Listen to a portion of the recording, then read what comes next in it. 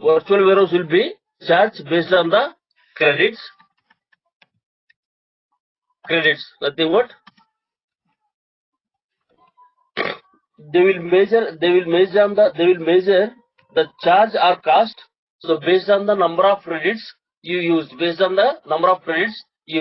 suppose if you use X small,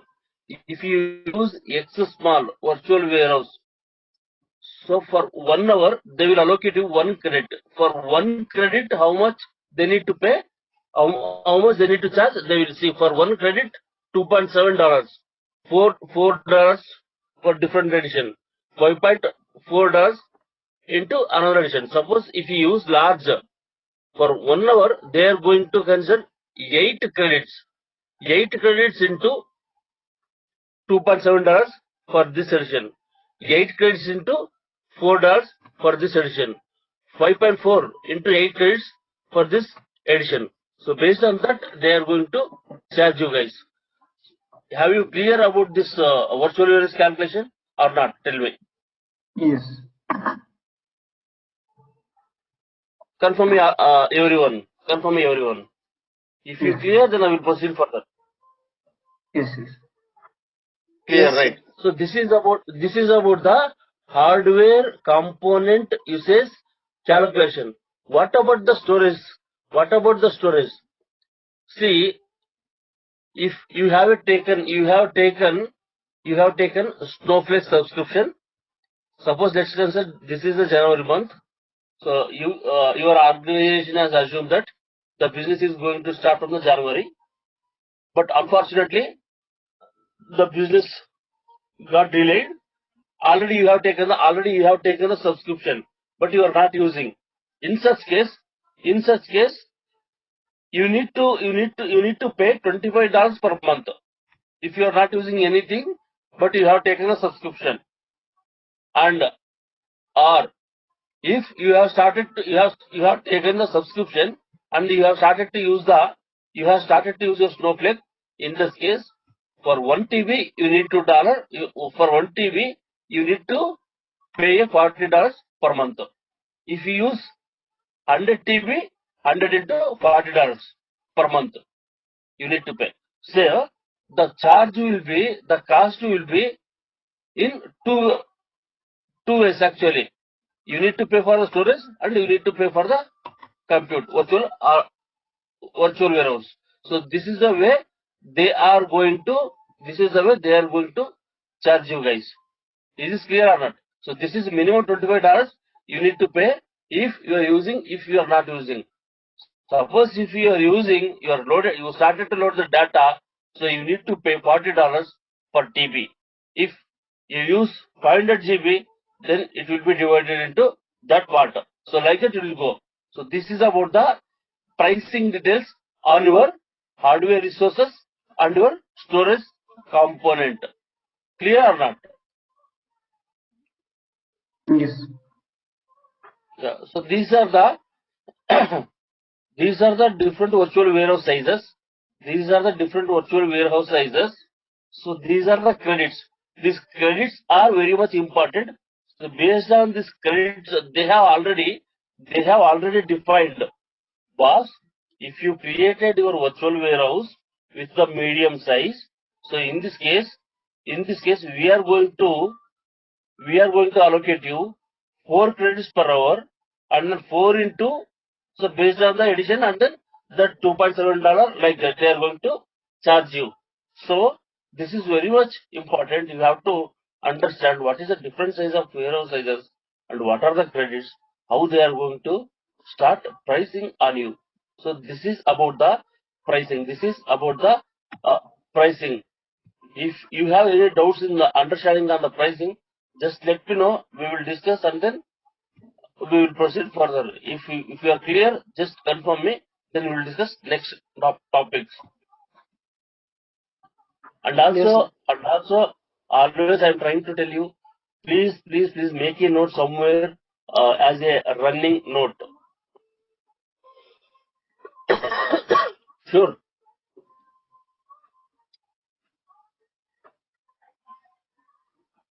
Yes, sir. Guys, clear or not clear? Yes. Okay, fine. Then we'll go to discuss that different editions are available in the Snowflake. Different editions. We have four editions actually: standard, enterprise, business critical, virtual private. So I'm repeating once again.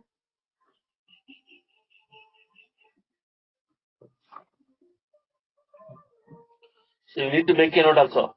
So we have a standard edition, we have an enterprise edition, we have a business critical edition, we have a virtual private edition. So these are the four types of editions we have in Snowflake. In general, or in projects, we are using this business critical. We are using this business critical uh, edition for our business purpose. We are using this business critical for our business purpose in our companies. Then we'll see what are the options are available. What are the different benefits or great features are available in the each editions. The standard is very basic edition. Very basic edition. Very basic edition. Here, uh, whatever the data is you are going to store, that is in a encryption format. Time travel is up to 1 day. Now, the time travel is one of the great feature in Snowflake. What is the meaning of the time travel? Time travel means, suppose already I have explained in very first class, but let me repeat that one. Time travel nothing but if the data is modified from the table. So after modification of the data from the table, so you came to know that. So this is not the whatever you have done the modification, then that is not that is not a good modification. You need to restore the original data into your table. So in such scenario, in Snowflake has provided you a option, the time travel option. Nothing but you can go back to the history of the table, and then you can bring the original data and restore the original data to table. So in the standard edition, this history will be available for only 1 day. So suppose if you crossed, no, if you done the modification to the table today 6 o'clock, till tomorrow 6 o'clock, you can able to go to the history of the table and then bring the original data and then restore the data. It will available for only 1 day. If you cross that 1 day, then it is not possible. And then what about the disaster recovery? Disaster recovery nothing but suppose if databases go offline, then you can able to bring that into online. What about this data share? Data share nothing but a secure data share. So you can able to share the data between the Snowflake accounts. This is about your standard edition. Coming to the enterprise edition, whatever the features are available in the standard, that will be available. That is very basic. Second one is multi-cluster warehouse. Yesterday we have discussed single warehouse and then multi-cluster warehouse. In standard edition only you can work with a single warehouse. This enterprise edition will be supporting the multi-cluster warehouse also. This time travel in enterprise edition will be there for 90 days. In case of standard, time travel will be available only 1 day. In case of enterprise, time travel option will be around till 90 days. So this is a great feature actually. So suppose 90 days means if you have done your modifications today, till 90 days, if you want to bring the data, then it will be available for the 90 days. So within that time, any time you can able to go back to the history of the table and then bring the data. And then next, what is this materialized views? Materialized views, one of the concept in Snowflake, which is used to improve the performance of your SQL query. Suppose your select statement is taking around 5 seconds to return the data. On top of that, if you create a materialized view, then you can able to bring the data in within 1 second. The beauty of this materialized view is it will improve the performance of your SQL query. It will improve the performance of your SQL query, where your SQL query is taking 1 minute, but your materialized view will give the result within a fraction of seconds. So that is the great feature of great benefit of your materialized view. Search optimization, column level security, these things and all provided in enterprise option. In business critical, so whatever the features are available in the enterprise edition, by default that will be there. Additionally, all the objects, all the things are encrypted everywhere.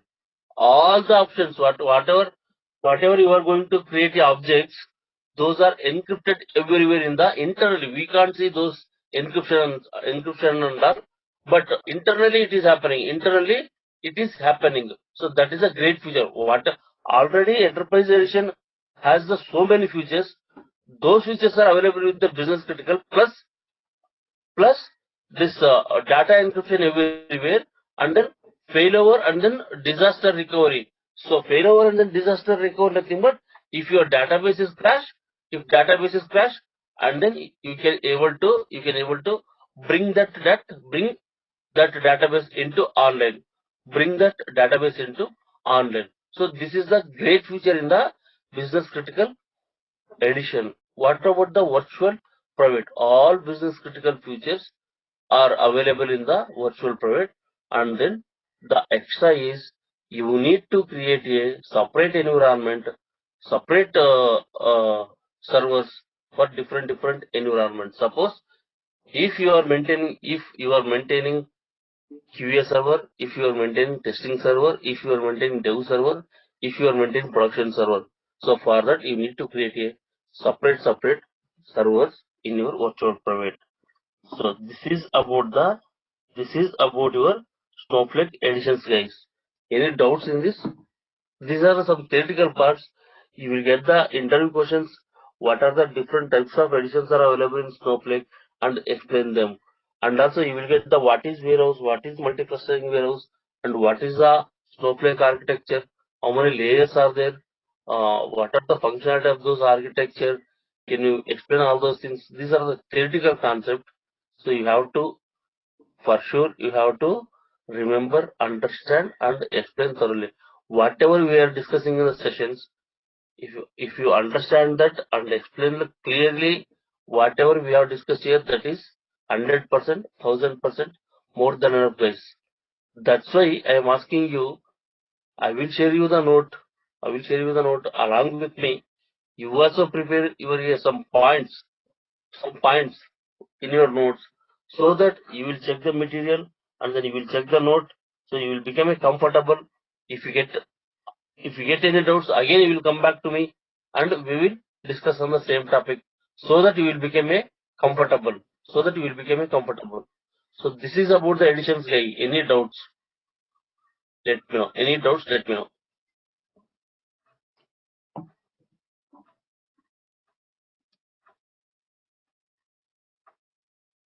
Just open your mouth, guys. No, sir, but I wanted to know, in a typical real-time environment or a real-time project, typically a dev or QA or a production environment, what are the additions might be there? I mean, will be there. Whether the dev will be having only standard edition, or whether the QA having enterprise edition only, or the production might. Usually in our real scenarios in organization, we all are using business critical for all the requirements. Okay. Next question. If you don't have any questions, then we'll move into another topic to discuss. No, sir. Understood. Fine. Yeah, then we'll go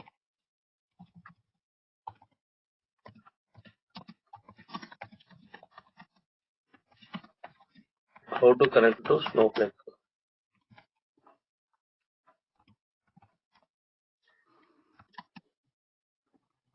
.com. Yes. I need confirmation from all, because you need to create account from your end. This is the free account. This is a free account. It will be available for the 1 month. You can practice in that environment. You can practice in that environment. You need to create. You can create, which is very easy step. You can create from your end also. Just you need to follow what I am doing, right? Just this is snowflake.com. Enter the snowflake.com. Then you will get into this home page. Click on the start for free.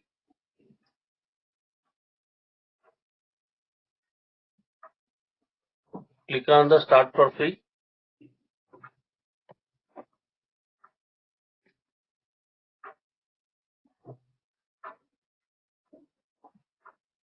So here, provide your all the details. First name, I will give the Durga Soft.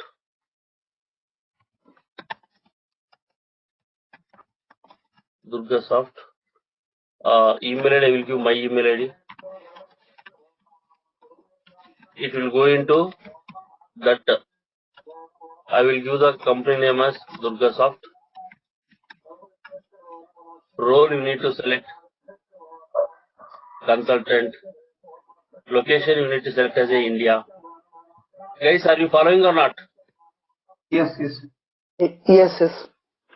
So you need to give your personal details here. So once you have given everything, just continue. Click on the continue. See here, you need to select edition, standard or enterprise or business critical. I am selecting a business critical. You need to make a note down. You need to select. You need to select a business critical option. You need to select a business critical option.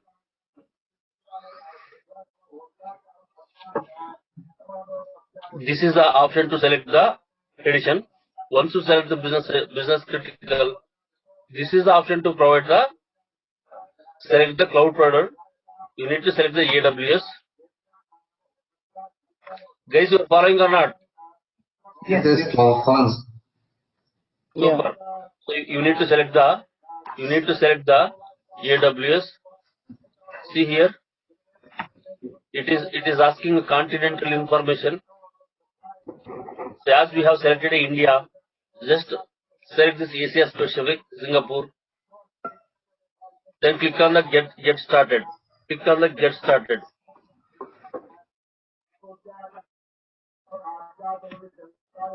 Click on the get started. Now it will ask this many options. You can skip this one. You can skip this one. You can skip this one. See, now you are now signed up. An email to activate your account has been sent to your email ID. I will log in into my email ID. Here you will get one link to activate the account. Snowflake.com. Activate your Snowflake account. Click on this.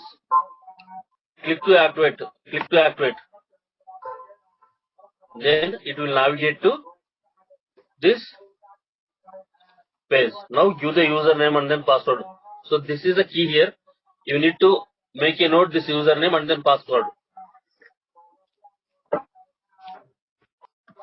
I will give the Durga Soft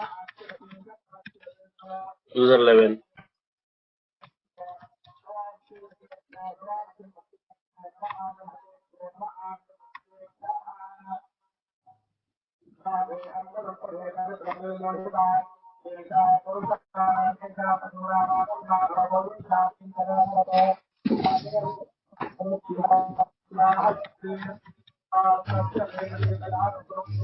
One second.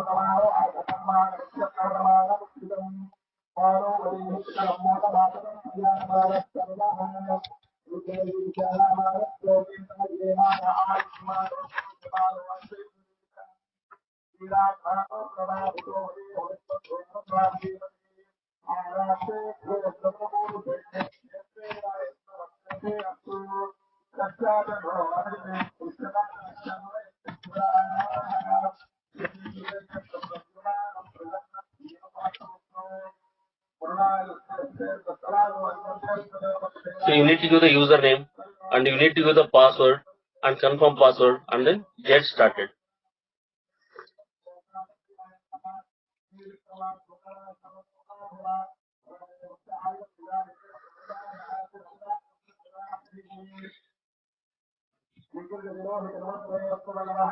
So this is your home page of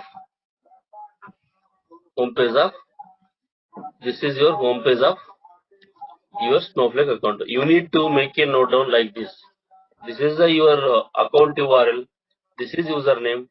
This is password for your account. You need to save somewhere so that you can able to log in daily and then work. So this is the your when you create an account, then you will get this page at very first. Have you make a note down all the steps, guys? Yes, sir. See, when you get here this option, first option is worksheets. If you click on this worksheet, see here, you will have a plus worksheet. If you click on this, so from this option, from here you can able to query your SQL queries in this area. So this is one of the option. So worksheets where you are going to write your SQL queries. Next, data. So here you can able to create the database. Fine. Yes.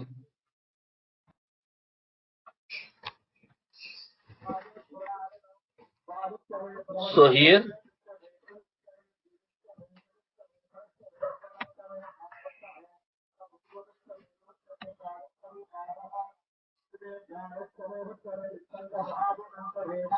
if you want to create any new database, you can able to create new database. If you want to create any schemas, then you can able to create the new schemas from here. Like that. See, first one is worksheets is important, data is important, and then this.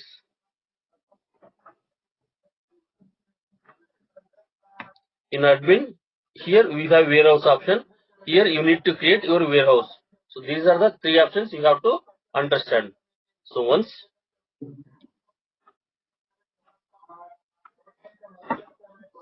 go into your worksheet, then click on this latest one. So here you can able to create your own database. Create database sample database. So here you can able to see your sample database like that. So for now, just whatever we have followed the steps, you create from your end and then start exploring on the things. Whatever you can able to explore, you can explore, and whatever you need to understand, you can understand. So from tomorrow onwards, we will start using the coding and then the actual Snowflake uh, practical sessions. But before that, you need to create an account and be ready with align with me so that whatever we are going to discuss in the session as a theoretical part and then coding part, I am going to share with you. Then you can able to practice from your end also. Okay. Guys, let me know if you have any trouble in understanding how to create the Snowflake account or something else. Why I am stopping till here means at any cost 100% you need to create account today. While coming to tomorrow session, you have to be ready with your account. So only after completion of the tomorrow session, I am going to share with you all the code, all the things, so that right immediately you can able to do the practice. Next, if you are not creating, if you are unable to create the account, if you are not able to create the account, you are not ready, then you are lacking, and then you are not able to do the practice, and then it is problem for you. So that what I am suggesting you, whatever the queries, whatever the difficulties you face, you need to at any cost create the account and be ready with the for tomorrow's class. That's why I am stopping the session here. Fine, guys. Okay, sir. Any difficulties Okay, here? sir. No, sir. No, No, no, no, right? sir. All good. Yes, all good. Tomorrow we will meet at same 6 a.m. guys. Okay, sir. Yeah. Fine. Yes, Yeah. sir. Okay. Then we'll close the session for today. Yeah. Okay. Thank you, sir. Yes, yes. Thank you. Bye bye. Uh, Just as before going to proceed, just let me know if you have any doubts. Jayant, Manohar, Nitesh, Raju, you all guys are in yesterday's part of yesterday's class, right? yes, sir. Yes. Yes, sir. Just yes, any doubts in understanding of the definition of Snowflake? No, sir. So we have discussed basic level of information yesterday. Yes. Any doubts? No. Right. No, no, No. good. Okay, super. One second. So we will discuss today uh, architecture of the Snowflake.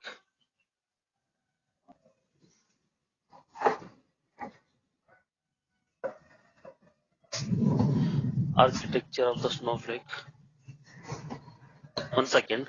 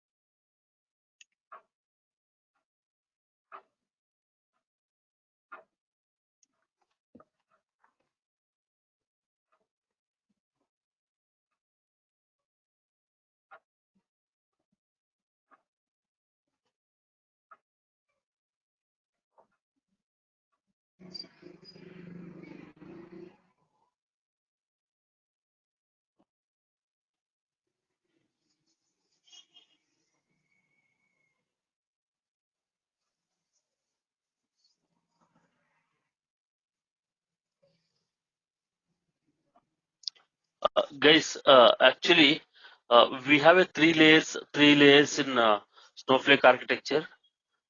We have 3 layers in Snowflake architecture. One is cloud service layer.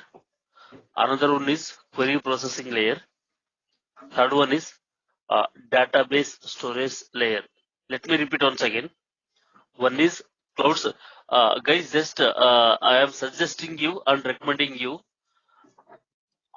after the each and every session, whatever we are going to discuss, the theoretical part and then code part, I will share you end of the session to all of you to your personal mail IDs. At the same time, just please prepare some running notes from your end also, so that it will be easy to rewind the things. Just make some notes from your end also. Fine. Sure. Yes. Okay. Yeah. So we have a cloud services layer, and then query processing layer, and then database layer. I am repeating once again. So why I am repeating once again and once again? This Snowflake architecture is very much important. Damn sure you will get a one or two questions from the Snowflake architecture in the every interview, wherever you go, in all the companies. That's why I am repeating. So we have a cloud services layer, we have a query processing layer, we have a database storage layer. Now we will discuss one by one. So what is this database storage layer will do? What is this database storage will do?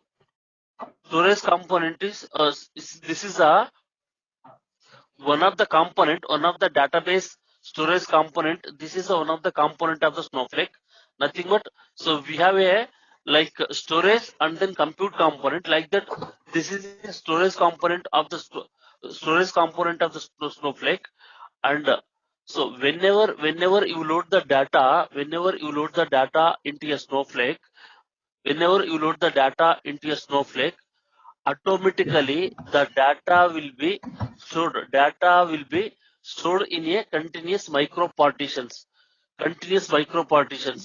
Guys, what is the meaning of this micro partitions means? See, if you have a some 2 TB of CSV file in your source system.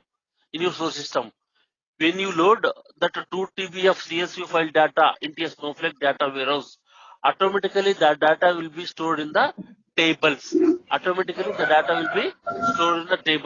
And then from the tables in a database storage layer, in storage component, so we have a micro partitions. Where your business data is going to reside into the component. So the least component of the storage layer in the Snowflake is micro partitions. When you store your data in a Snowflake, automatically the data will be stored into a continuous micro partitions. Each micro partitions will be having the size 50 to 500 MB. Fine. So apart from these micro partitions, the data will be stored in the columnar format. What do you know? What is the meaning of this columnar format? Guys, Means column format. yeah, column format is.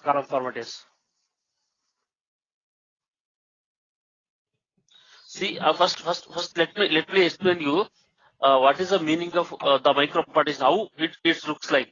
See, this is the micro partition structure. I will tell you what is the advantage to have the data in a micro partitions, and also what is the advantage to store the data in a column format. See, if you speak about the traditional database or a data warehouse, data will be stored in a row format. In our traditional data warehouse or a traditional database. For example, traditional data warehouse, if you consider a SQL server,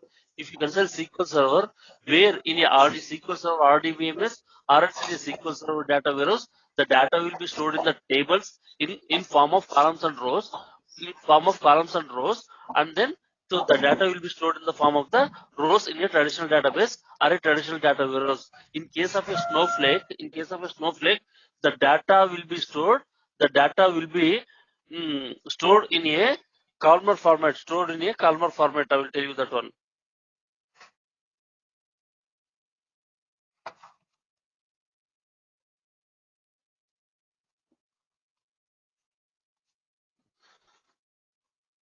See here itself the data. I will tell you. See, this is one of the example. This is the one of the example of the table. So we have a column called type, name, country, date. Type, name, country, date. The data is stored in a. So this is the traditional structure of the table, traditional structure of the table. So data is stored in form of a column, and data is stored in form of a column and then rows. See, we have a type column, name column, and then country column, and then date column. When the data is loaded into the Snowflake, the data will be stored in a continuous micro partitions. This is a one micro partition. This is another micro partition. This is another micro partition. This is another micro partition. Within this micro partitions, your table data is going to loaded into multiple micro partitions. If you see here, the column type, name, and then country, date. So this is our traditional structure. In case of your Snowflake, see, the data is storing in a micro partitions in column format. See here, the type is here. Type is one column, and the name is another column. Country is another column. Date is another column. See here, type, name, country, and then date. This is a row format. So this is a column format. This is a column format. So your first record first record type is 2. See here, type is first record type is 2.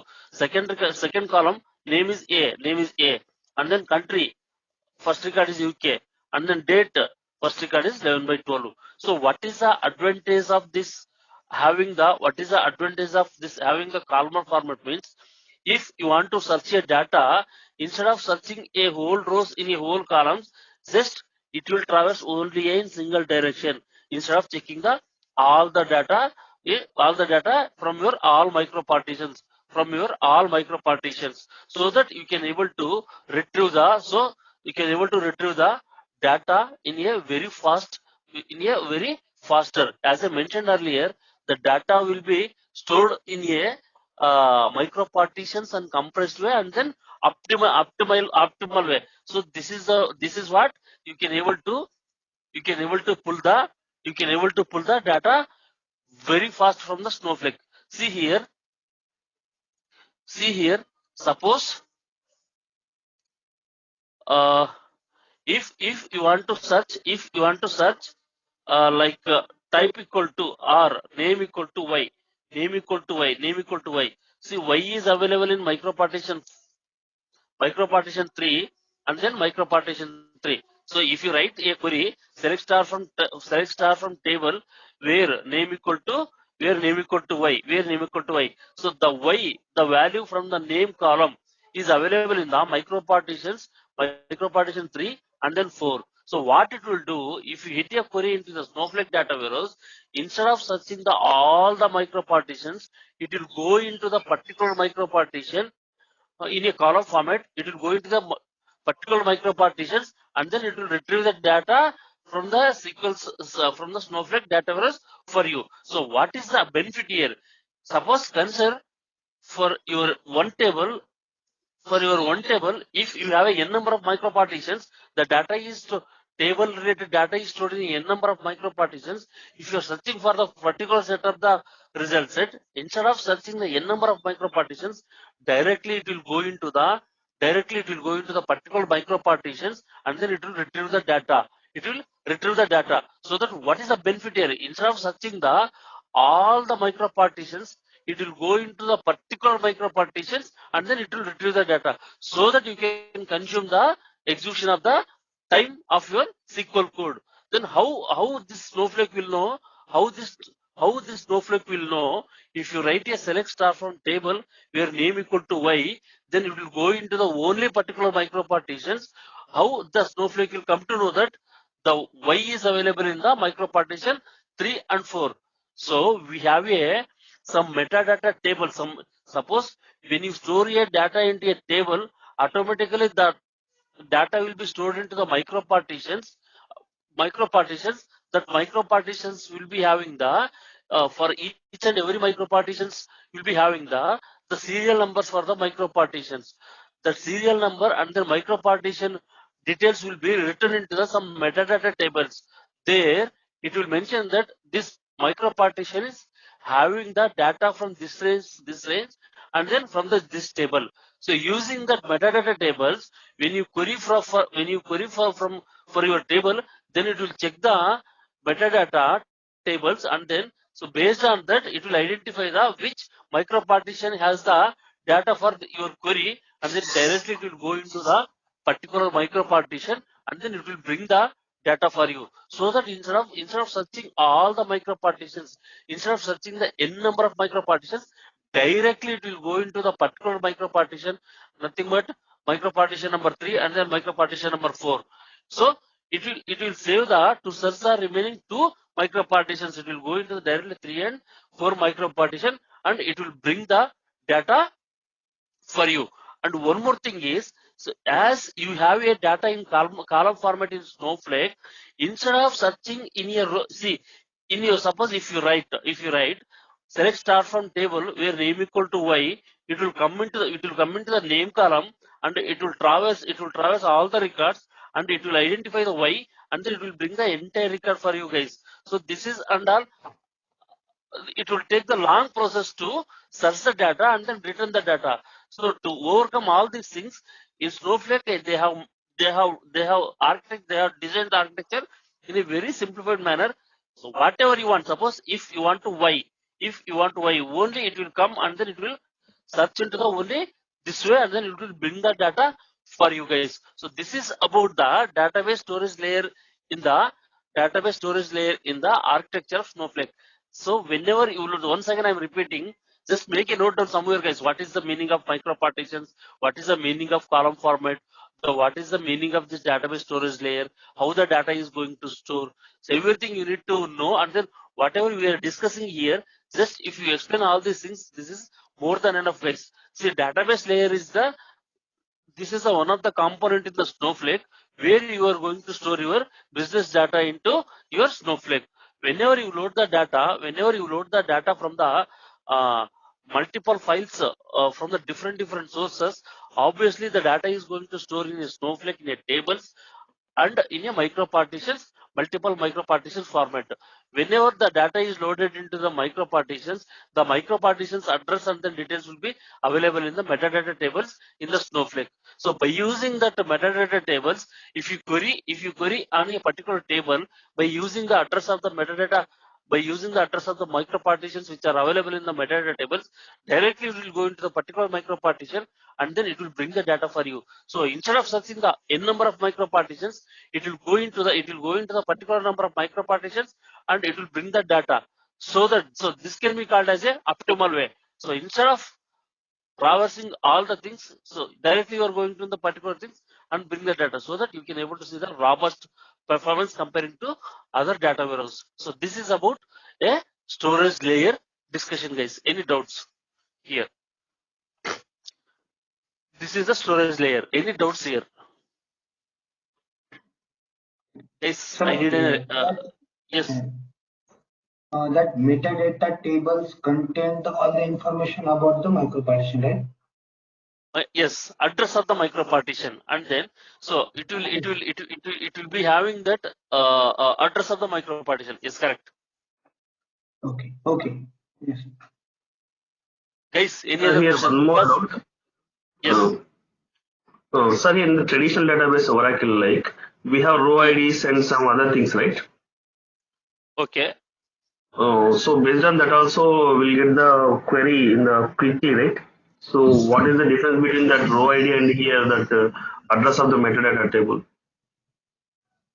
Row ID means I didn't get you. May I know your name, please?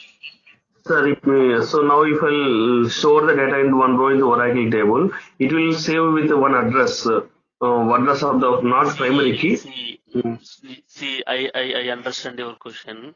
See here, actually, see row ID when you create a index, not only Oracle, whatever the RDBMS, traditional RDBMS, when you store the data in your traditional RDBMS, on top of that, if you create a indexes on the table, then only this row ID concept will come into picture, guy. Actually, see, if you don't create any indexes on the table, then this table can be called as a hash table or a heap table. See, until you create a indexes on the particular table, you will not be able to see the address of the any data in your RDBMS tables. If you create a indexes on that, if you create a indexes on the particular table, So it will create a balanced tree in the database based on that. That is different concept. Again, we need to go to that concept. We need to discuss half an hour on that. But yes, for your question, if you create an index on that for that particular data pages in your database, so there in RDBMS, whatever we have a micro partitions in the Snowflake, there in RDBMS data pages where the data is going to store. Until you create indexes, your data will not be having the row ID. Fine.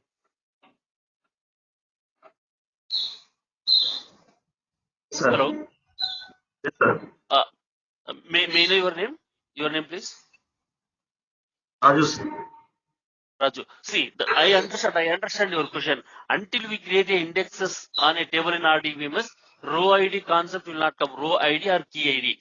Yes, once you create a indexes on your column or a table, then your row ID will come, and then again that balanced tree concept will start.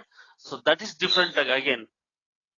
So here, Okay. by default, when you store your data, by default you will maintain address in a metadata instead of searching all the n number of micro partitions, you will go into a particular micro partition. Have you got the differences now? Yes, sir, I got it. Clear or not? Still, if you have any confusion, Clear, sir. let me know. Clear, huh? No. Clear, sir. Super. Now next. So we are done with the database storage layer discussion. And then we'll go to the query processing layer. So how does database storage layer is important in your Snowflake? This query processing layer is also very much important. In single word, I can say this query processing layer is virtual compute warehouse. Virtual guys, I can recommend you to make some running note also. I will share this content after this end of the session. Make some running note also. So this query processing layer is a hardware component which can be called as a virtual compute warehouse. Fine. So how your database storage is a storage component. This is virtual warehouse or query processing layer is also compute component. Compute component as hardware component, the combination of RAM, CPU, motherboard, everything. So this is very much important. This query processing layer or a virtual warehouse component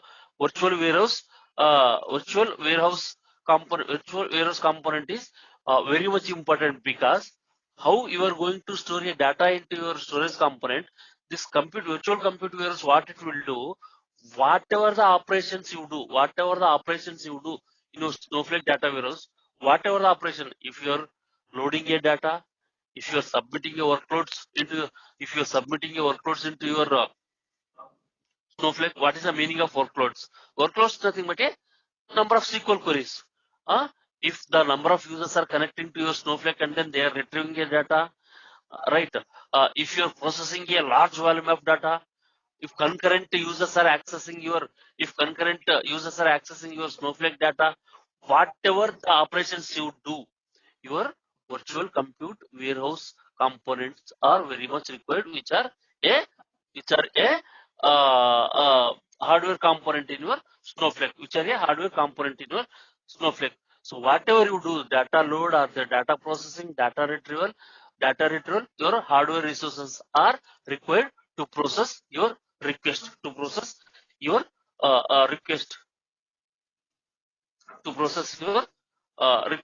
See here, virtual warehouses or hardware resources can create the multiple, right? See here, till here you are clear, huh? I will tell you. See, this query processing layer is a virtual warehouse, which is a compute layer, and then this is a hardware resources. This is a hardware resource to your Snowflake. It will be useful, and it will be required to process all the requests for your all your requests in your Snowflake. The requests are either you may be submitting your workloads or queries, or you are accessing a data from the retrieving data from the Snowflake or loading the data into Snowflake. To process all this request, your virtual compute warehouses are required, which are a hardware resources. Till here, this is the basic concept of this query processing layer. This is clear or not? So if you clear on this, next I will go into the next points in the query processing layer.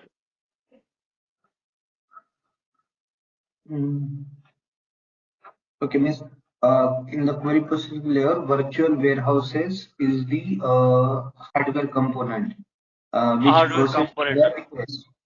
See, in your traditional database or a data warehouse, you will be having the CPUs, memories, and then everything, right? Like Right. that, this is also a virtual warehouse. Virtual warehouse is the hardware resources in your Snowflake. So just you can't able to see those physical devices, those things and all. This is architecture. I will show you how to create the virtual warehouses, how it looks like. So you need to create virtual warehouse. This is also one of the object, like how you are creating a table. So this virtual warehouse is also one of the object in your Snowflake. You are going to create. You are going to create a virtual warehouses. Fine, Okay. guys. Yes. So now, so you dedicatedly you can able to create a separate virtual warehouses for the each project or each team. Please make a note down. Dedicatedly you can able to create a virtual compute warehouse or virtual warehouses for each project and each team separately. So whenever you are going to work with the Snowflake as a particular team or a particular project, you can able to access only your project related virtual compute warehouse, so that there is no dependency between the each and every virtual compute warehouse. You can able to do your tasks very easily, and then you can able to execute the things very fastly, so that you can able to see the result very faster. Okay, fine. And also, see, I told you can create each virtual warehouse for each process to improve the performance and make the independent. These are the independent components. So we have a two types of virtual warehouses: single warehouse and then multi-cluster warehouse. Single warehouse can create with the different sizes. Multi-cluster warehouses can create with minimum and maximum clusters. So with minimum and maximum clusters. Yesterday I told you. So yesterday I told you actually a single warehouses will be created with the different sizes, and then multi cluster warehouse can be created with the minimum and maximum number of customer clusters. We will be having the separated discussion on the virtual compute warehouse. So where I am going to show you what are the different sizes are there, how the pricing will be happening, and what is the multi-cluster warehouse, and then what are the options we have, how do we create everything. I am going to show you. We have one separate session on the virtual compute warehouse. We will see more details on, because this is very much important, and then you will get the multiple questions on this virtual compute warehouse also. I am going to take one separate session on the virtual compute warehouse. We will see the in detail details of the component. So for now, so you can able to see, we can able to tell that this query processing layer is a virtual compute warehouse, and then virtual compute warehouse which is a hardware resources to your Snowflake. Guys, any doubt in here? This query processing layer. Hello. No, sir. Clear, right? Yes. I will share you this content. I will share you this note also once completion of this discussion. So next layer is a cloud services layer. So we are done with the database storage and then query processing layer discussion, right? Agree? Yes. Yes, Hello. sir. Yeah. So we have a cloud services layer. What is this cloud services layer? See here. So this is the top layer. This is a very much a top layer, and then it will handle the entire Snowflake, guys. This is the very first layer. in your Snowflake architecture. So this is the key component in your Snowflake architecture. It will take care of everything of your Snowflake till when you create a account in your Snowflake. When you create a account, when you create your Snowflake account, so your username, your password, and your account details will be taken care by your cloud service layer. So all the access control related information will be checked, managed by your cloud service layer. When you log in into Snowflake, when you log in into your Snowflake account, initially your cloud service layer will be cross-verified with your details. Then only it will allow you to log in into your. Then only allow you to log in into your Snowflake. So without this layer, your Snowflake will not work. So this is a top layer. This is very much important layer. It will take care of your access control related things, and also whatever you store the data into Snowflake, whatever the data is your processing, whatever your workloads are executing or queries are executing, your cloud service layer will be managed, your storage component, and also your virtual compute warehouse also. Everything will be managed by your cloud service layer. See, if you execute one query in your Snowflake, till once you hit the query in your Snowflake data warehouse, till you get the result into the end users, entire thing will be taken care by. What it will do, it will receive the request from the user. Suppose Razu is executing one SQL query in Snowflake. When the Razu started to execute the SQL query in Snowflake, what this cloud service layer will do, it will parse your query. What is the meaning of parse?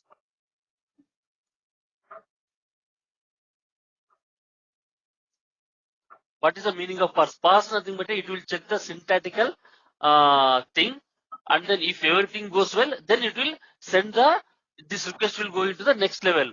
So when you hit the query into your Snowflake, initial layer, cloud service layer will accept your request. It will pass the query, and then it will pass into the next virtual compute warehouse layer. There you will be having the cache. Cache nothing but this is one of the memory.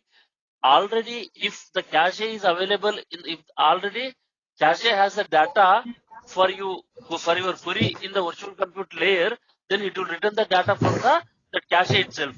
The cache is don't have in virtual compute warehouse layer, then the request will go into your storage layer, where the data is going to store in the Snowflake. So from there, the data will be returned into your cloud service layer.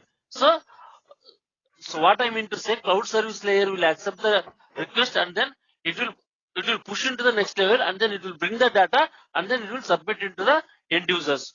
So this is one of the things, and also remaining things it will take care of the infrastructure manager and then metadata manager. I told you metadata, those things and all, whatever the metadata tables will be having, those things and all it will taken care by your cloud service layer. So this is about the cloud service layer, guys. Then now we have discussed database storage, and then query processing, and then cloud service layer. Guys, any doubts in this discussion architecture?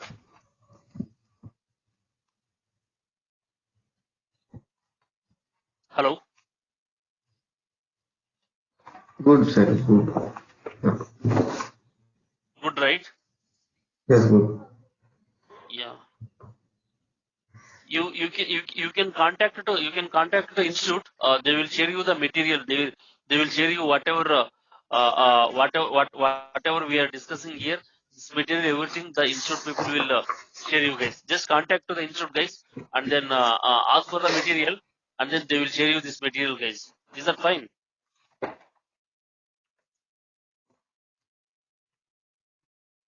So tomorrow we will be tomorrow we will discuss on the in detail of the virtual compute warehouse, and also how the pricing is doing, and then what are the different editions are available in the Snowflake. Tomorrow we will continue with that class, guys. Is that fine? Fine, Yes, sir. sir. Sir, I have means question. Sir, can you miss practically miss a small query and how to Sorry? store it? Miss, can you give one example how to means store the data in the column and what mechanism means they use means like metadata means how data is means address is stored in the that Metadata, metadata. metadata tables I will give you, but actually when you store your data into a Snowflake, how the data is going to store in the Snowflake, that we can't see actually. We can't see that one actually. The internally it is happening, Okay, but okay, okay. we can able to see the metadata, how the data is stored and what is the address. We can able to see the metadata. As part of the course, I will give you that metadata tables. Okay, sure. Fine. Any other questions?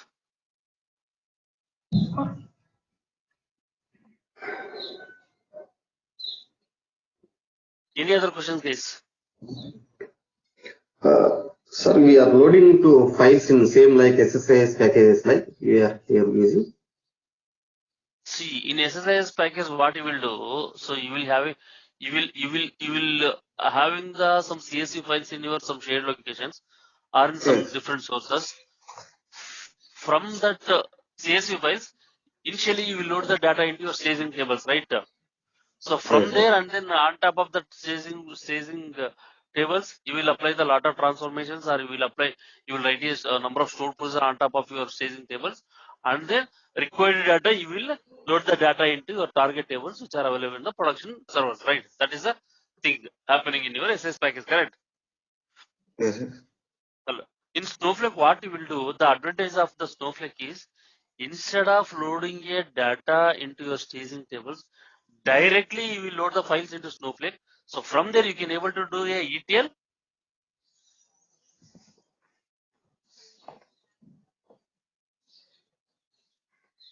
The Hello. uh, that is the advantage. Directly we load the files into Snowflake. Okay. So once you load Okay. the files into Snowflake, so from there you can able to do the ETL or ELT, whatever you want. So that is the advantage Okay. and beauty of your Snowflake. So in case of your on-prem, SQL Server, SSIS, you can't able to load the files. You can load the data from the files, but you can't able to load the files into your SQL Server, right? Yes. You got the difference. Yes. Yes. Yeah, that's what there's a very much beautiful concepts and beautiful advantages are there in the Snowflake case actually.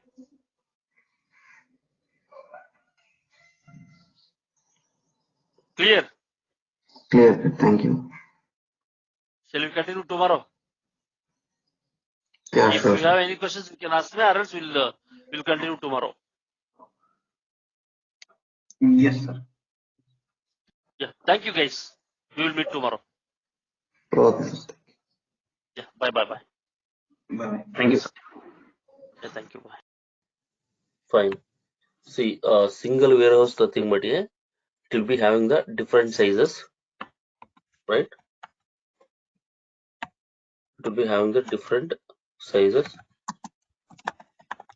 So based on the usage and requirement,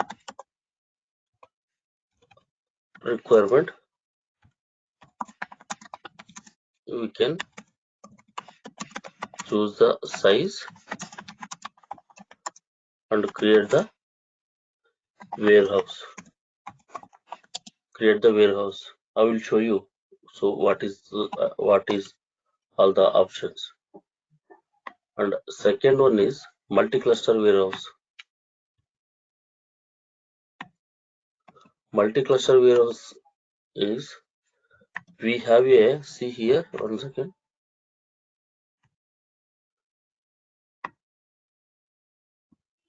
Multi-cluster warehouse.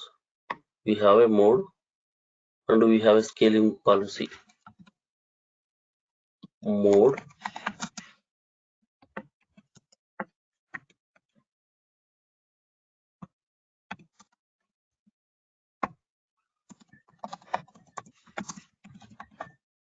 scaling policy. This is standard and economy. Standard and economy. See? Standard and economy. So here auto scale and then maximized.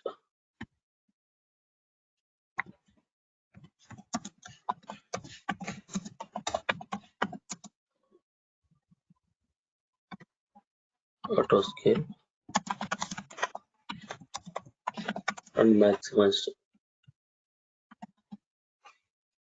The combination, we can create this multi-cluster warehouse like this combination.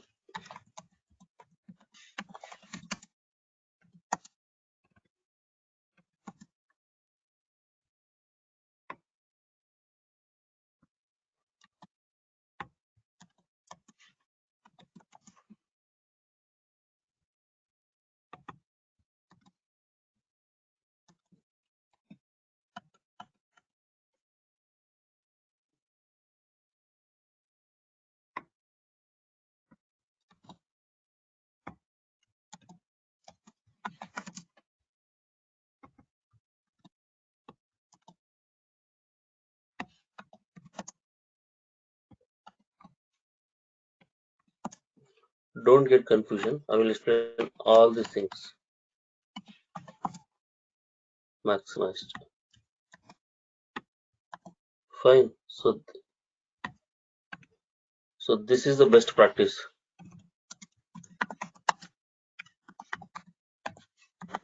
Now let me explain one by one. So I am discussing about the first one, auto scale and then standard. If you select the auto scale, see, first of all, what is the meaning of this virtual warehouse? Nothing but this virtual warehouse. Once again, I'm repeating you guys.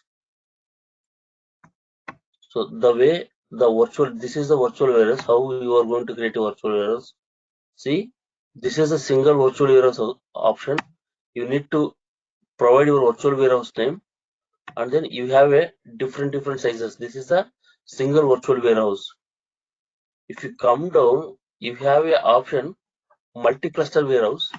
If you select this multi-cluster warehouse, you have these many options.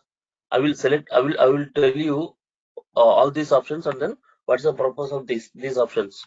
First of all, this virtual warehouse is a Snowflake component. So which is the hardware component to your Snowflake? Yesterday already I have explained this, which is a hardware component and which is very much essential, for your all the tasks like data processing, data loading, and data retrieving, and then while submitting a queries to perform all these activities. Your virtual compute warehouse is very much essential. This is a hardware component, purely hardware component. So this is the single virtual warehouse, and then this is multiple single virtual warehouse. Completely, you will create a virtual warehouse, and then you will select the different sizes: small, x small, low, medium, large, x large, double x large, and the triple x large, like that. So based on the requirement, you will select the different sizes and create the virtual warehouse. In case of a multi-cluster warehouse, you have two options. You need to make a note down, and you have to remember all these things, guys. You have two options: mode and then scaling policy. In mode, you have two options: auto scale and then maximized. In scaling policy, you have a standard and then economy. So what is the meaning of this auto scale? And then standard? So when you select this option, you will be having the minimum cluster, maximum cluster,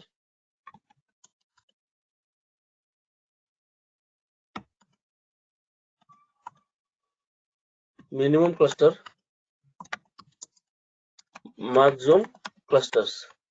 You can give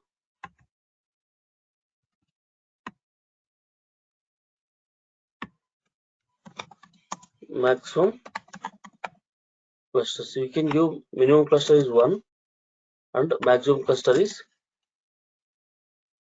5. And then, so this is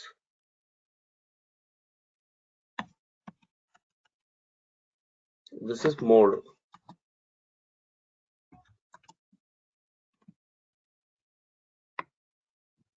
This is mode auto scale. This is mode auto scale, and then standard. This is scaling policy. So what it will do, if you select this combination, what it will do, suppose if you try to load the data around 10 TB of data into a Snowflake, 10 TB of data load.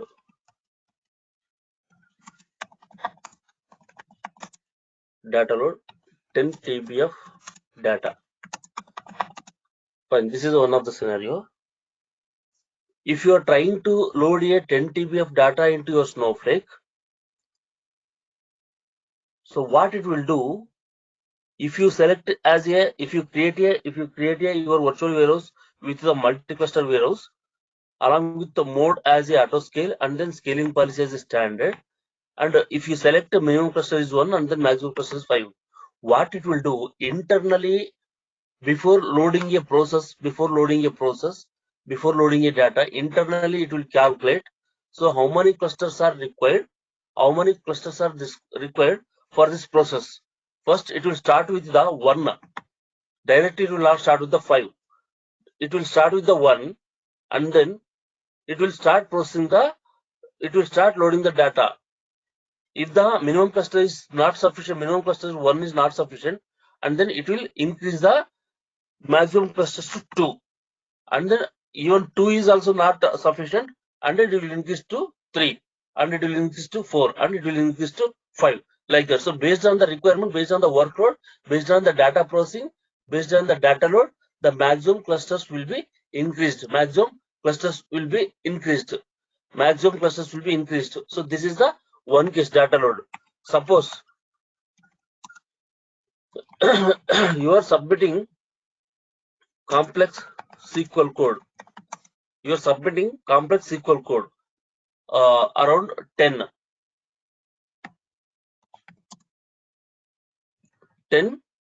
You're submitting 10 complex SQL code to execute the SQL code and then to retrieve the data from the Snowflake. So here also what it will do, so it will calculate internally. So when you submit, suppose the user name called XYZ, he has submitted around 3 queries. The user name ABC, he has submitted 4 queries. Another user has submitted 3 queries. So multi-users are submitted to Snowflake to execute their queries. Totally, we have 10 queries in the queue. So based on the workload, based on the complexity of the SQL code, then internally the multi-cluster warehouse will calculate that how many clusters are required for this 10 queries. Then those many clusters will be increased one by one. If those SQL queries are required maximum number of 5 clusters, 5 clusters, then it will increase the 1 by 1 plus 2, 2 plus 1, 3 plus 1, 4 plus 1, like that. So based on the workload and then based on the data processing, based on the data load, it will calculate and then it will increase the number of clusters. So you can call it as a clusters or a servers. It will provide the hardware resources to your actual process. So overall, what is the meaning of this mode equal to auto scale and then scaling policy equal to standard means? So based on the requirement, the maximum number of customers will be added one by one based on the query or then based on the data.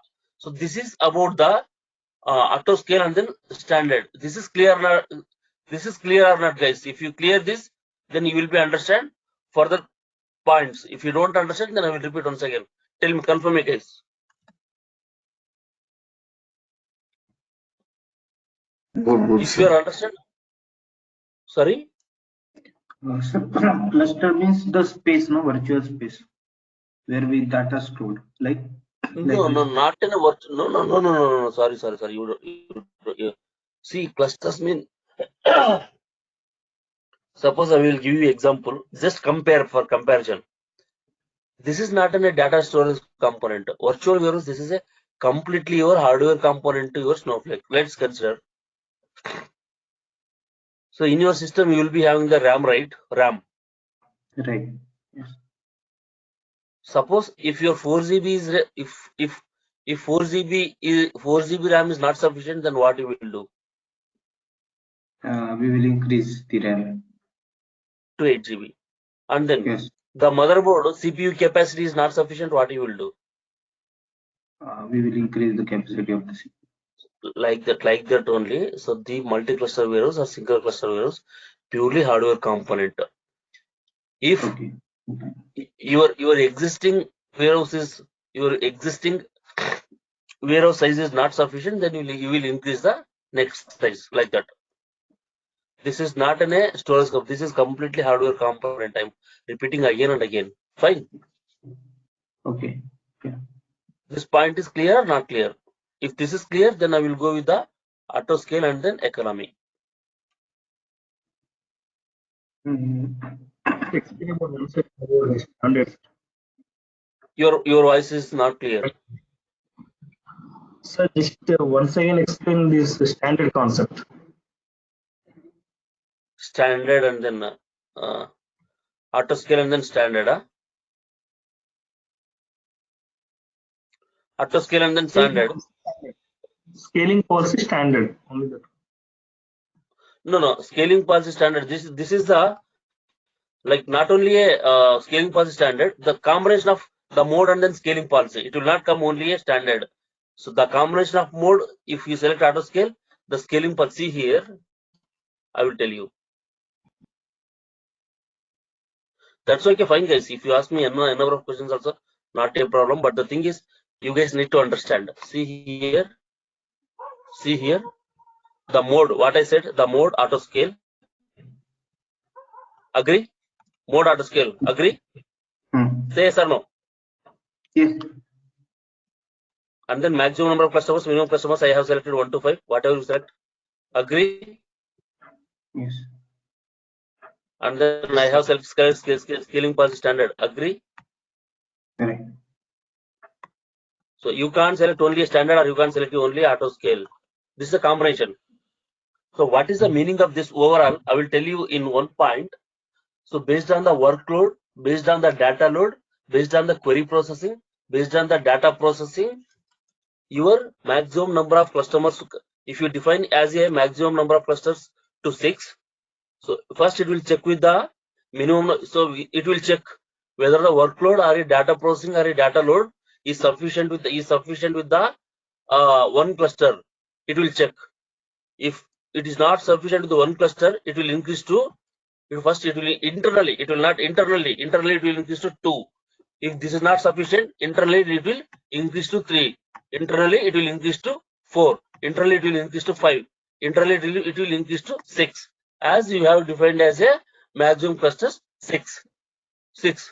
Is that fine or not? No.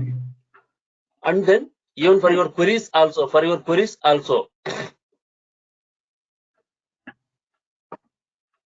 so this is about a auto scale and then standard. Right. In case of auto scale and then, yeah. So when we will decide that with the auto we can use the standard or economy maximum. I will tell you. So I will tell you the differences. So standard, auto scale and then standard, auto scale and then economy. Then we will come to know what, in which situation we are going to use these things and all. Fine. And means the cluster, which means 1 to 5, that is automatically increase as per the data load, or we have to increase our means like whenever we have a more number of data. No. See, while creation of a multi-cluster warehouse, you will define like this: 1 and then 6. You will give the maximum number of clusters. You will give the 6. Okay. Fine. Means defaultly we provide 1 to 6, right? Likewise. First, you will provide the 1 to 6. Okay. What your Snowflake will do based on the requirement, as you have created this maximum number of 6, even though you have provided a maximum number of 6, it will not use the maximum number of 6 customers, because everywhere the costs are involved. If you select the 6, the different size. If it is using the 2, different size. So to save the cost, first it will go with the minimum number of customers. No, minimum number of clusters. Fine. Right. So based on your data processing, even though if you select a maximum number of clusters, it will not directly go and then use the maximum number of customers directly. It will start with the one by one. If the things are not sufficient, then it will go to the 6. Okay. Is clear or not? Yes. Still confusion, huh? Means is internally going to miss one by one, or we have to? No, internal. No, that's not internal. See, you defined 6 maximum number of customers 6. Okay. Then You internally define maximum. data. No. You have created a virtual warehouse. 1 second. Right. Yes.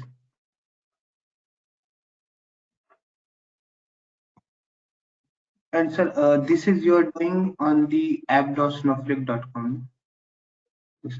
Sorry.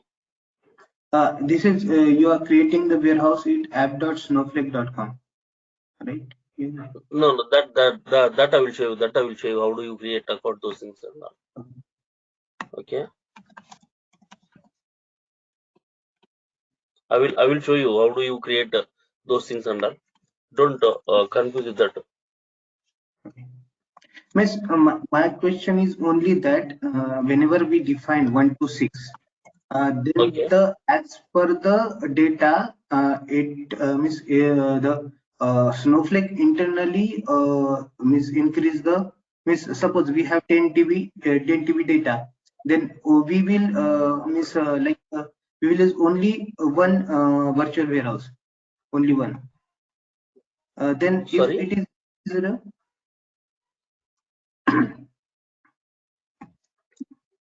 See, I have created this multi-cluster warehouse. okay. Fine. Multi-cluster warehouse. Edit. See, you are able to see the sample multi-cluster warehouse, right? Sample multi-cluster warehouse. Just now I have created. Yes, Fine. yes.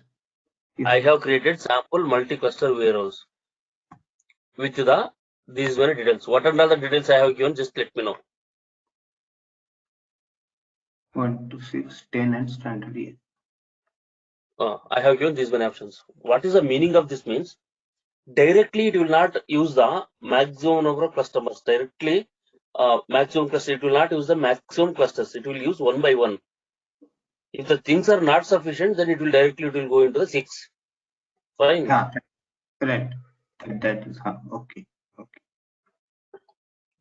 Clear or not clear? Yes, it's clear. Yes. Now I will go with the one by one. Jayant.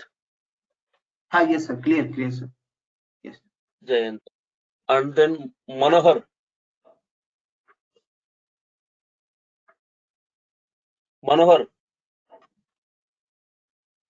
What about Rajesh? Hello. It's clear, sir, for me. Right. Raju. Yes, clear, sir, for me. Fine. Then we'll go with the other option. So now we have selected standard, which is auto scale. Now we can go with the economy.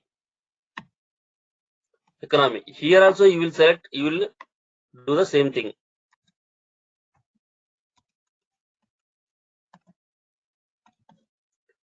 Here also you will select the maximum and then minimum number of clusters like this. What it will do, if you select the economy, in case of a standard, whenever you upload the data or whenever you submitted your complex queries, it will calculate and then it will increase. What this economy will do, suppose if you select a 10 SQL queries to your Snowflake, it will calculate internally if the 10 queries can be completed within the 6 minutes. If the 10 complex queries can be executed within the 6 minutes, then it will go with the existing clusters. If the 10 queries are not sufficient to execute within the 6 minutes, then it will increase the next clusters.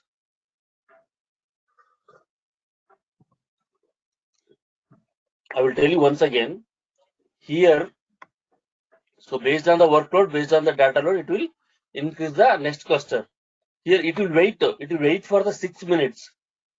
It will internally calculate by the Snowflake if the queries can be executed within the 6 minutes. Whatever the queries are there in the queue, when you submit, it will be there in the queue in the Snowflake. Whatever the queries are there, whatever the data load size is there, they can able to submit within the 6 minutes, then it will go with the minimum number of cluster 1. If the things are not able to complete within the 6 minutes, then it will increase the next maximum number of clusters. This is about economy.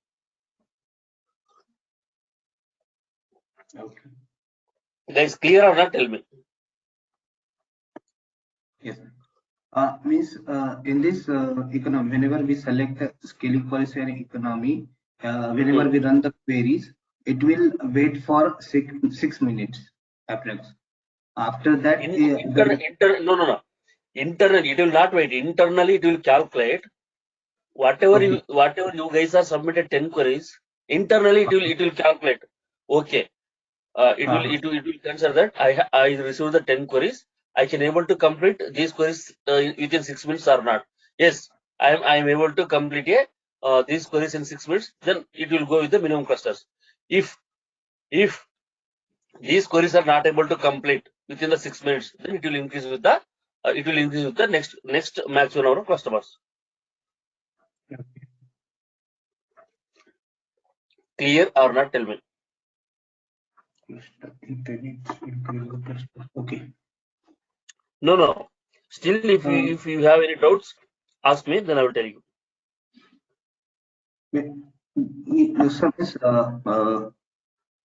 Standard is also increasing the cluster and economy is also increasing the cluster. The difference is only that thing. It's Usually maximum number of customers. The concept is to increase the clusters based on the requirement.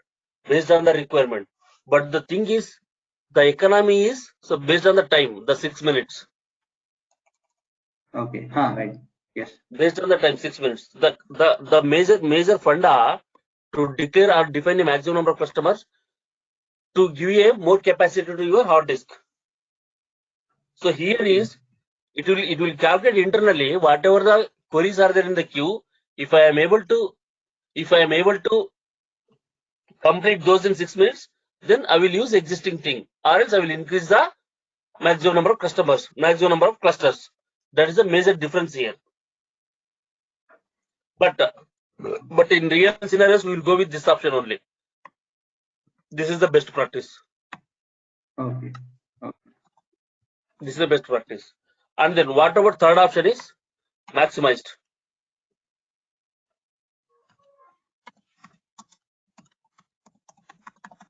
I will show you here. See, if you select maximized,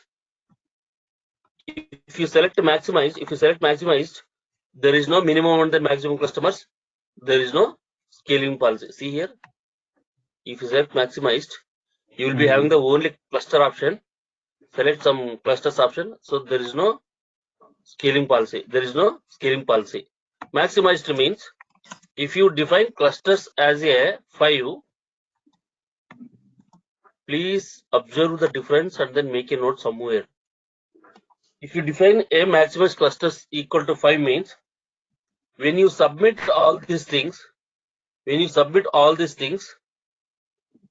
instead of increasing one by one, all the clusters are used for your data processing parallelly. All the defined clusters are used parallelly to complete your task. This is the major difference. So here, based on the capacity, it will increase in these two options. Based on the workload and capacity, the clusters are increased. Fine. So here in maximize and then clusters, it will be maximize and then clusters. It will be used parallelly. All the clusters at a time. Clear or not? But this is not recommendable. Because if you select very small query also, then it will try to use all the clusters at a time. When you use number of more clusters, more clusters, then it will charge that amount onto your organization. So whenever you try to use minimum number of clusters and then minimum number of storage component, then it will charge that much of amount only. If you use more storage capacity and then more hardware disk, virtual warehouse, then it will cost the more on your organization. Clear, guys? Yes. This is clear or not? Virtual warehouse or virtual multi-cluster warehouse.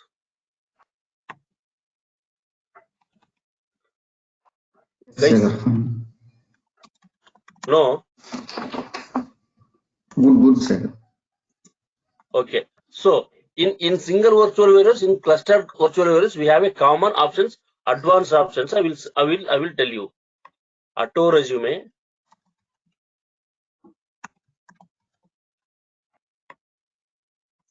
auto suspend,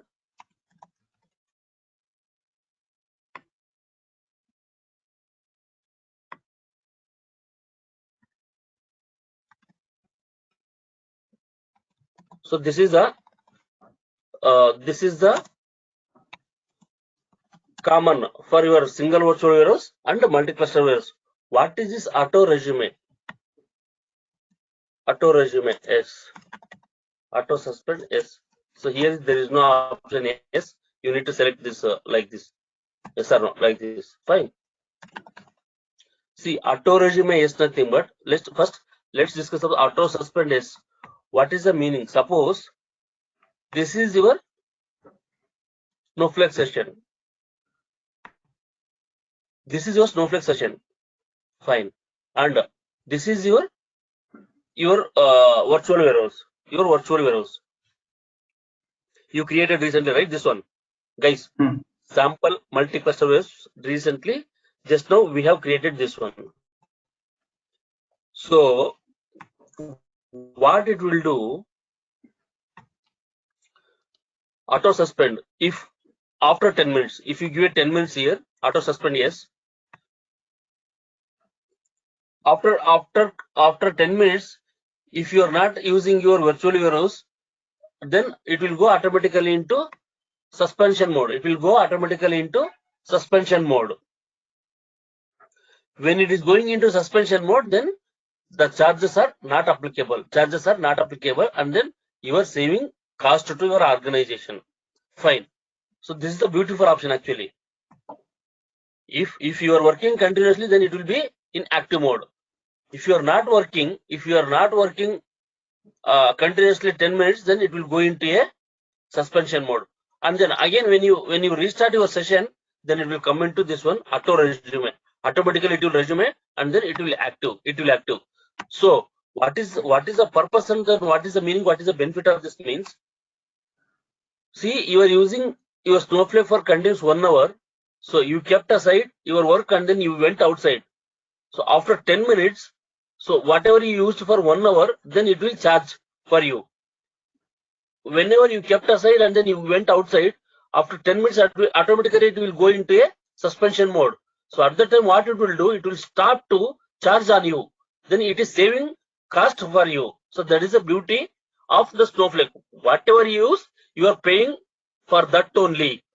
So if you are not using continuously for 1 week, then it is not going to charge on you. So this is the beauty of your Snowflake. Have you cleared these options, guys, or not? Yes. Yes. Yeah. So whatever I have shown you, how do you create a virtual warehouse? This is a, so we will create again, just this is the theoretical part. So this is the syntax to create the virtual warehouse. This is a SQL syntax to create the virtual. We will create one by one. Just this is a theoretical discussion. If you are not clear on this thing, just let me know.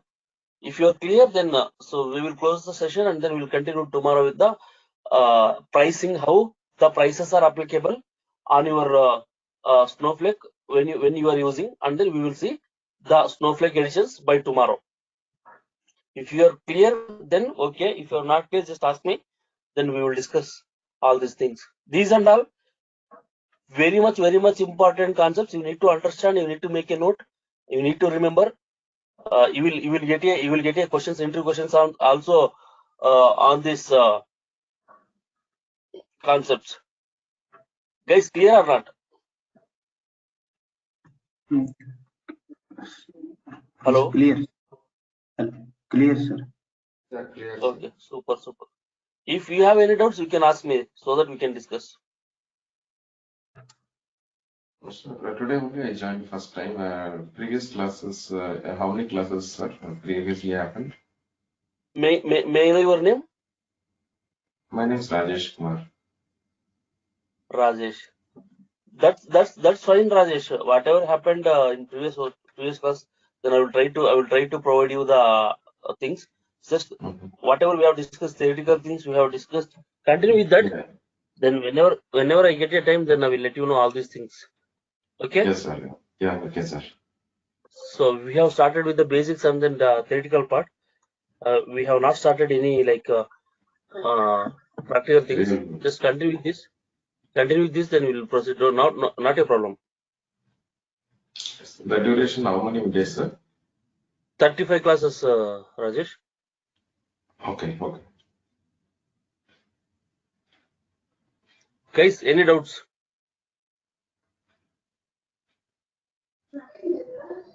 No, sir. Shall we close the session and continue tomorrow, same time? Okay, sir. Fine. Thank you, guys. We will meet tomorrow. Yeah. Okay, sir. Thank you. Bye. Yes. So you need to contact the institute for the notes. Okay. They will give you. Okay. Fine. Yes. Thanks. Bye. Thank you.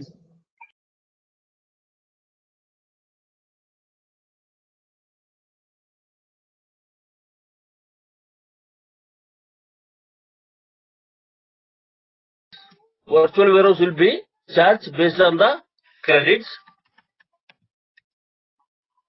Nothing what? They will measure the charge or cost. So based on the number of credits you use,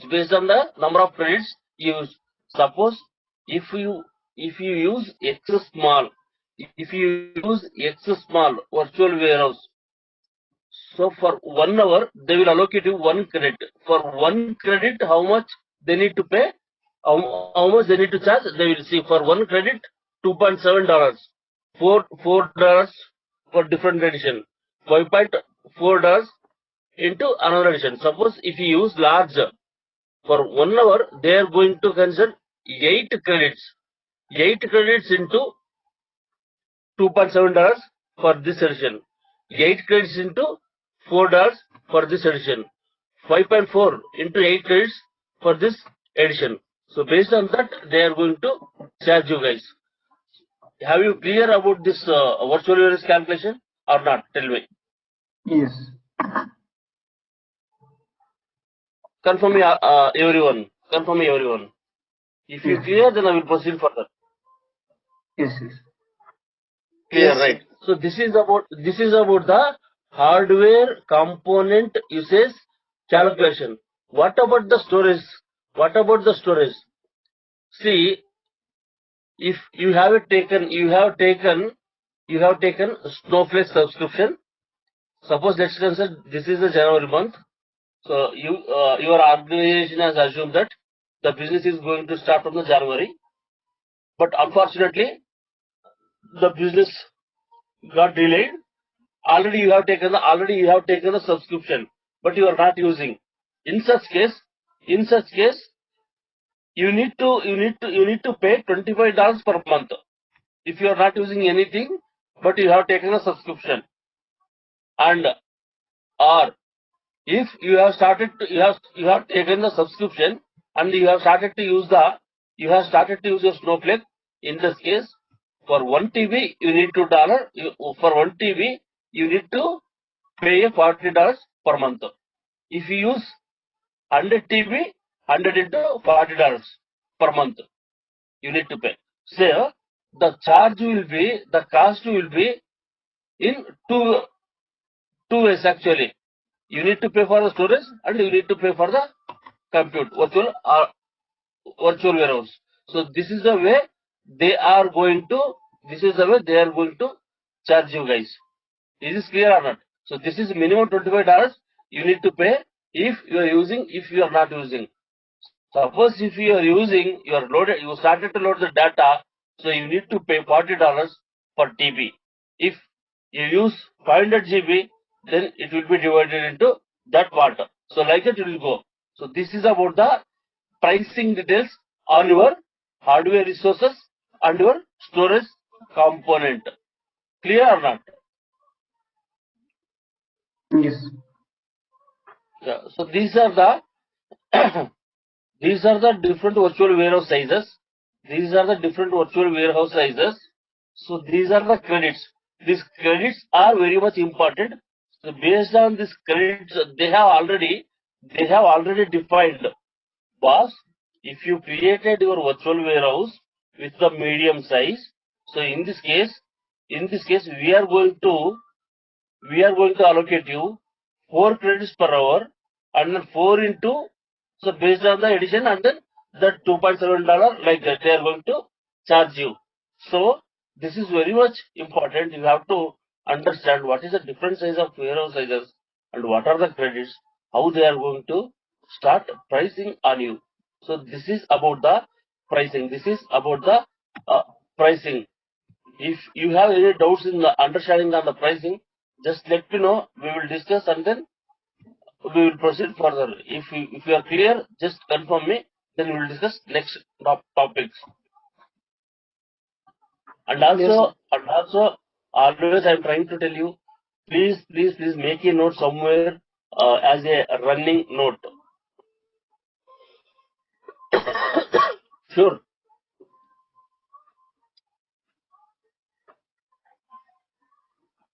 yes, sir. guys. Clear or not clear? Yes, sir. Okay, fine.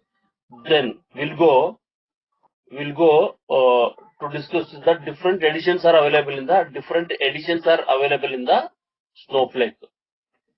Different editions. We have 4 editions actually: standard, enterprise, business critical, virtual private. So I'm repeating once again.